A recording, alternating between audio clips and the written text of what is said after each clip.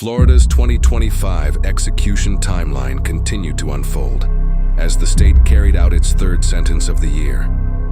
With 2 already completed, each case added another chapter to what has become one of the most active years for capital punishment in modern Florida history.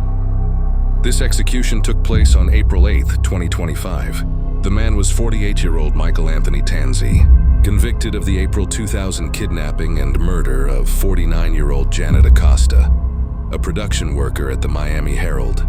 Prosecutors said he abducted her during her lunch break, drove her to the Florida Keys and strangled her. According to investigators, Tanzi approached Acosta as she sat in her parked van, asked for a cigarette, and suddenly attacked her with a razor blade. He bound and gagged her, forced her into the vehicle, and used her bank card at several cash machines before driving south. When he reached Cudjoe Key, he strangled her and left her body in the brush. The brutality and senselessness of the crime shocked South Florida and drew widespread media attention. At trial, Tanzi pleaded guilty to first-degree murder, carjacking, kidnapping, and armed robbery. The jury unanimously recommended death, calling the act deliberate and merciless. His defense team fought the sentence for years, citing his mental health and physical ailments, including obesity and chronic pain, arguing that Florida lethal injection protocol could cause suffering. The courts rejected those claims, calling them untimely and without merit. For nearly 25 years, Tanzi remained on death row, filing repeated appeals that were all denied. As the execution date approached, the family of Janet Acosta prepared for closure after decades of waiting.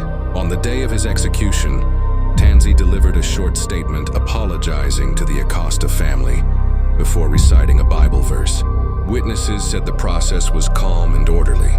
His final meal consisted of a pork chop, bacon, a baked potato, corn, soda, ice cream, and a candy bar. For Janet Acosta family, the moment brought mixed emotions: sorrow, relief, and exhaustion after nearly a quarter-century of waiting. Her sister said that justice had finally been served, though the pain of the loss would never fade. This third enforcement of the year reinforced Florida momentum in 2025.